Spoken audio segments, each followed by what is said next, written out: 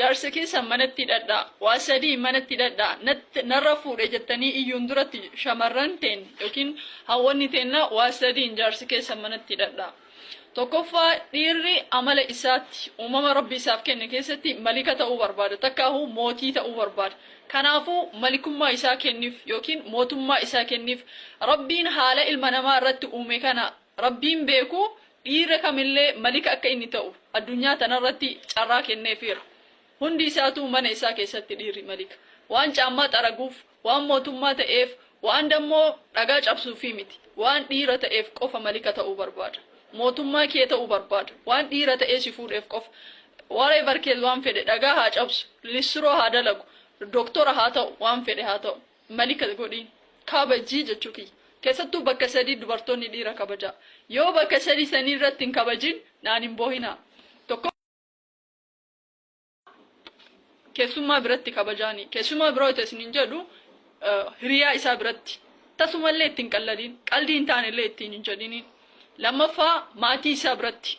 Maaliifi maatiin isaa yookaas jaallatan yookaas hin jaallatan ta'a. Yoo ati isaan biratti isa xiqqeessite inni isaanillee duubaan maal fuudha jedhanii waan itti qaaqaniif carraan inni si hiikuu yookiin dammoo carraan inni nama biraa sirratti ilaallachuu baay'ee bal'aadha. Kanaafuu bakka sana eeggadhaa. Sadaffaa maatii keessan biratti.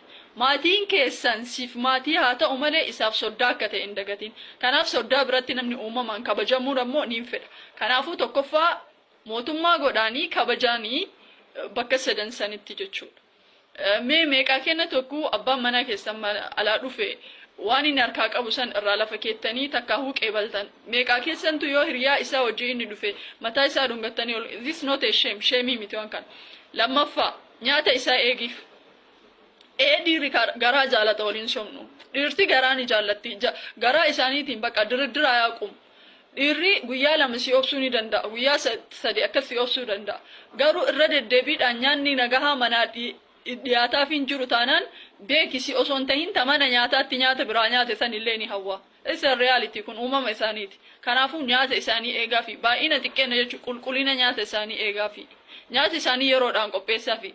Osuma nyaanni iyyuu wanni mana jiraate iyyuu jiraachuu baate at least nyaata yeroo tokko isa adabuuf jettanii yeroo baay'ee dubartoonni waan kanan godhan. Jaarsa manaa keessan adabuudhaaf jecha nyaata osoo hin dalagin eeyidanii nyaanni hin jiru jettaniitiin mana Ruwaandaa walitti hin godhina. Waan tokko ilaaf ilaamiidhaan hiikkachuu baradha. Nyaaraan haasa'uu baradha. Isatu khayrii qaba waan ta'eef. Hubbii kiyyaa habiibii kiyyaa wayite jaalallee sanillee meegar bultii fida. Like Rabbiin bar kanaafi jaalala bultii dura haraama godhe. Maaliifi haasaa afaan kennaa kulli fixannee dhufna waan ta'eef baktii ajaa bichatti nuwaaf gaafa gara bultii dhufnu irra caalaan kenna. Bar baktii ajaa jazbaa jecha bichatti nuwaaf lubbuu kiyyaa habiibii kiyyaa habiibtii kiyyaa naanfa waan hedduu fixanneetiin hin dhufnu achumatti jechuu bultiin duratti gaafa dhufnu duuba wanni sun gara halaalaa gaafa jijjiiramin nutti mi'aawu. Kanaaf kana ofirraa dhorkuudhaaf like relationii bultiin duraa san dhaabaa yoo dandeettan. Yoo dadhabdan immoo eega bultii dhuftanillee lubbuu habiibiin himataate halaala sanillee beeka akkasitti. Sadaffaa qulqullina. Bakka dirqama qulqullina. Waan mana kiraa keessa jirtuufi miti. Waan mana dhuunfaa keessa jirtuufi miti. Waan mana dhiphaa yookiin mana bal'aa kushiinaa keessa bakkuma jirtu hundatti qulqullina akka ta'e eegduuf ni fedha ilmi dhiiraa. Qulqullina isaa eeguufiin dirqama nurratti waajibayyuu. Maaliif jennaan maal jedha Rasuul sallallahu alaihi wasallam dhalaa yogguu laaltu si gammachiistu jedhanii. Dhalaa yogguu laaltu si gammachiistu maal jechuudha hiikaan kun? Yogguu laalu nama gammachiisuun diimaa ta'uu miti nan gurraacha ta'uu miti magaala ta'uu miti.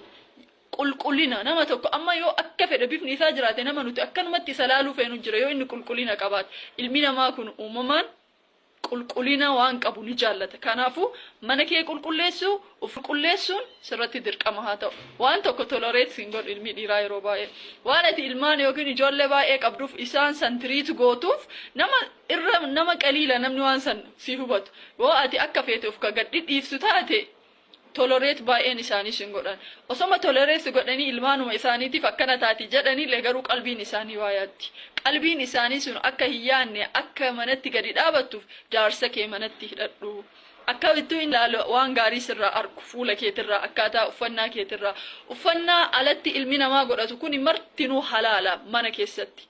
garuu alatti kaa'atanii deemuun haraam. Kanaaf namoonni tokko tokko hubannaa akka waan shari'aan islaamaa tun surreen kaahatinaa jettee takkaahu mana keessatti uffata isin qabuun kaahatinaa jetteetti namni yaaduun jiru. Ambateen ummata abbaa manaa keessan dura uffata akka fedhe isin qabu kaachuu ilmi namaa mirga guutuu qaba. Haala ajnabiyyaan mana hin jirreen uffata akka fedhe kaachuu ni danda'a. Surree bakka waan sitti tole paashineetii kamillee ta'uu ni dandeetta mana kee keessatti. So ani kanallee godhaa jechuu kiyya osoo hin ta'in garuu modernize huunu haala yeroo irra jirru waliin jaarsa kee manatti hidhadhu. Fuula kee eeggadhu. Shurufkaa qaama keetii eegif. Foolii isaa funyaan isaa eegif. Ija isaa eegif. Gurra isaa eegif. Like ho'etetti duwwal maali jettee walitti iyyuun sun khayriin qabu. Kanaaf wanti tun faayidaa guddaa isinii qabdi. Waan sadan tanamee sirreeffadha ijoolleen durbaa. Tokkoffaa kabajaa isaa, lammaffaa dhiyana isaa, sadaffaa qulqullina mana keessanii fi maatii keessanii. Ijoolleen durbaa hedduun meekaapiin kana of hin bocinaati deema waan mooyaa harka keessanii akkaataa kabajaa ilma dhiiraa itti kabajanii fi akkaataa qulqullina keessanii baradha. Waan tokko isinitti himu ijoollee dhiiraa dubaraa namoo warroota bultii keessan fuulli kenna yeroo nuti mana jirutti buguriif waan garagaraan ni badata sirriidha. Garuu na amana osoo isin kireema takkallee osoo dibatiin akkasumatti obsitanii abbaa manaa keessan bira geettaniiti. Wallahi akka ajaa'ibatti fuulli keessan kun ni tola. Uumamaan waan jedhamu jira san amma himuun fedhan. Uumamaan fuulli ilma namaa kana remove ta'eetiin akka malee walawwalamee bareeda. Lalaan takka guu heerumtee jette jechuudha. That's the reality. Isin garuu uumama rabbiin processii gaafa san sirraa balleessuu lafa kaa'ee dhiifnee jidduu tana kireema fayyadam. Jidduu tanatti fuulli keenya dakkaata. Lazzaa fixata. Maalummaa isaa qodummaa isaa fixata. Ba'alla waan kan hin godhina rabbi isin alaafisu isin jaaladha. Assalaamu alaykum.